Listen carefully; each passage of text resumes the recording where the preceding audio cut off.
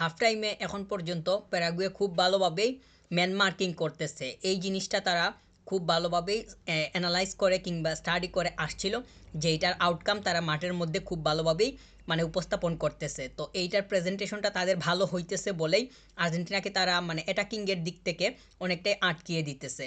তো আর্জেন্টিনা আমার কাছে মনে হয় যে সামনের দিকে গিয়ে খেলা বিল্ড আপ করতে এই মুহূর্তে অর্থাৎ 45 মিনিটসে অনেক বেশি ঝামেলা হয়েছে, কিংবা ওইখানে তারা ঠিকমতো আর্জেন্টিনাকে ওইভাবে খেলতে দেয়নি। বিশেষ করে লিওনেল মেসিকে তারা খুব বেশি মার্কিং করতেছে, এবং প্রায় সময় দুইটা প্লেয়ার অন্ততপক্ষে একটা একই মানে সাথে সাথেই থাকতেছে। তো লিওনেল মেসি ইতিমধ্যেই বড় দুইটা ফাউলের শিকার হয়েছেন। তো আমার কাছে মনে হয় যে কনসার্ন থেকে খেলাটা মানে কন্টিনিউ করা দরকার হবে। যদিও এই ধরনের ম্যাচে কিংবা সাউথ আমেরিকার যখন এই ধরনের ম্যাচ হয়, আর যেহেতু এটা অফিসিয়াল কম্পিটিটিভ ম্যাচ, এখানে মানে এত বেশি মানে রিস্ক ফ্রি থেকে খেলার যে বিষয়টা সেইটা কোনোভাবেই সম্ভব হয়ে উঠবে না। এটা মানে পরিস্থিতি কিংবা পরিবেশ সব কিছুকেই সামনে রেখে এইটা বলাই যায়। তো এই 45 মিনিটসে প্যারাগুয়ে তারা যেইভাবে খেলছে, তো মানে আহ, তাদের হিসাবটা কিংবা তারা যে হোম ম্যাচটা খেলতেছে সেটা খুব ভালোভাবেই দেখা যাইতেছে।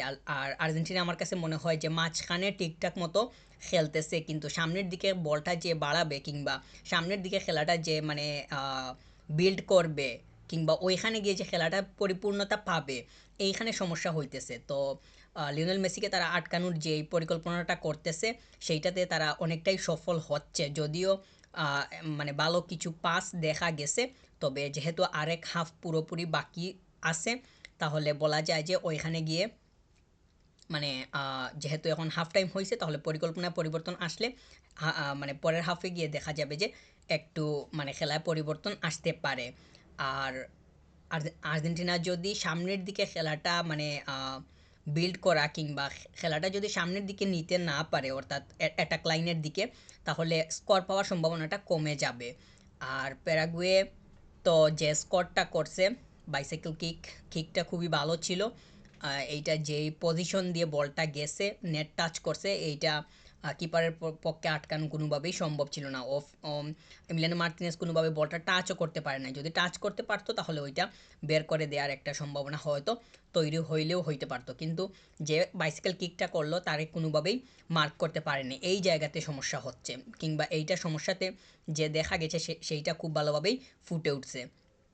তাছাড়া একটা হেড করছে যে সেইটা তো ক্রসবারে লেগে ফিরে আসছে, কিন্তু ওইটা তো যদি ইনসাইডে পড়তো তাহলে সেটা ভেতরে ঢুকে যাওয়ার সম্ভাবনা থাকতো। তো বেশ কিছু অ্যাটাক করে ফেলছে প্যারাগুয়ে, তবে অ্যাটাকগুলোকে ঠেকানো খুবই দরকার। আর তারা তো বলটা অন টার্গেটও রাখতেছে।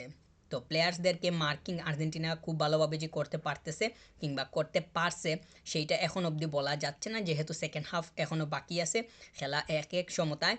তো সেকেন্ড হাফে গিয়ে অনেক কিছুই হইতে পারে। 45 মিনিটসের ভেতরে যে কোনো টিম তিনটা চারটাও স্কোর করতে পারে, সেইটা আমরা দেখি।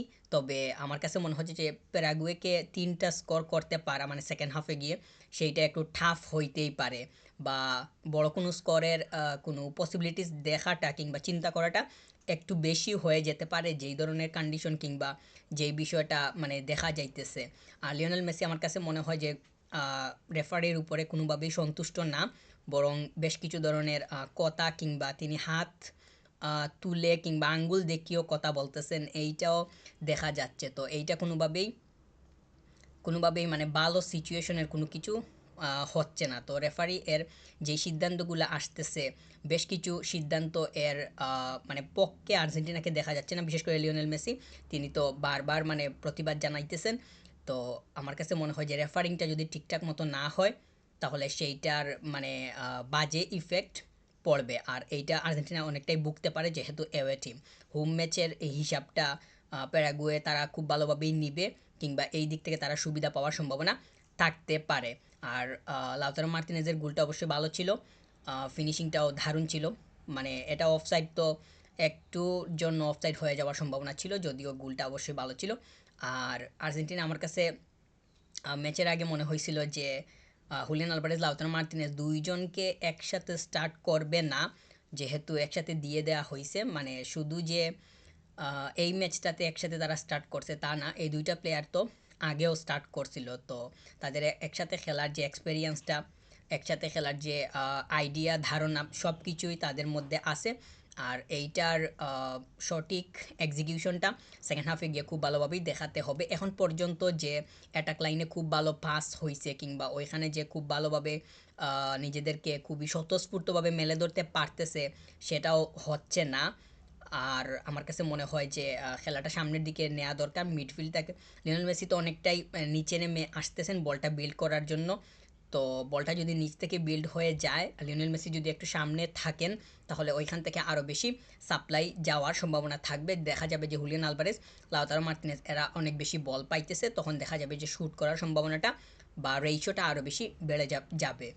তো আর্জেন্টিনা যেহেতু মিডফিল্ডটাকে মানে মিডফিল্ডে ঠিকঠাক অবস্থানেই আছে, তাহলে সেইটা কিভাবে সামনের দিকে আগানো যায় এইটা বেশি দরকার হবে। আর তা বললাম তো প্যারাগুয়ে খুব ভালো ম্যান মার্কিং করতেছে।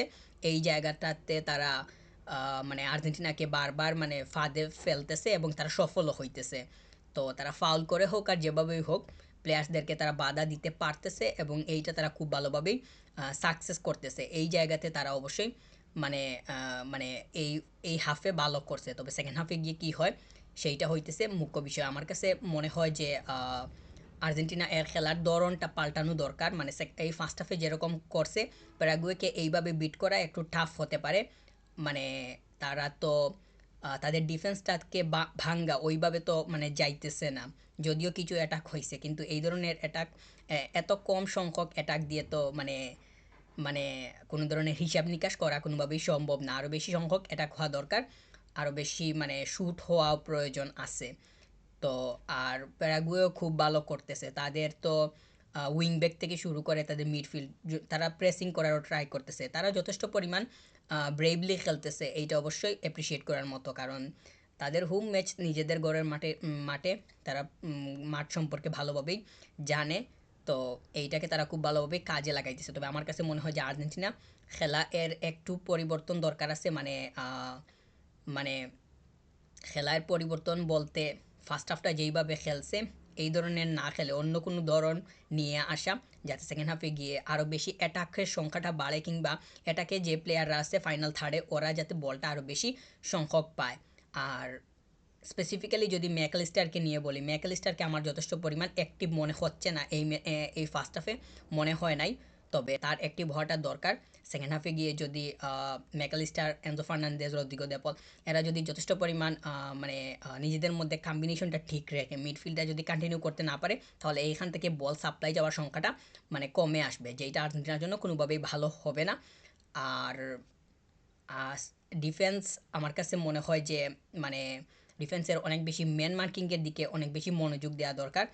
তারা মানে প্যারাগুয়েকে তো কোনোভাবেই মার্ক করা যাচ্ছে না। যেই বলটা হেড করে ক্রসবারে লেগে আসলো, এইটা তো মানে গোল হওয়ার পর্যায়েই চলে গেছিলো। তো ওই যে প্লেয়ারটা হেড করলো, ও ওর কাছে বলটা গেল কিভাবে, ও বলটা পায় কেমনে, মানে সেইটা হইতেছে একটা মানে বিষয়। এই ধরনের যদি আরেকটা বল যায়, তাহলে তো এই প্লেয়ার কোনোভাবেই মানে কোনোভাবেই মানে গোল মিস করবে না।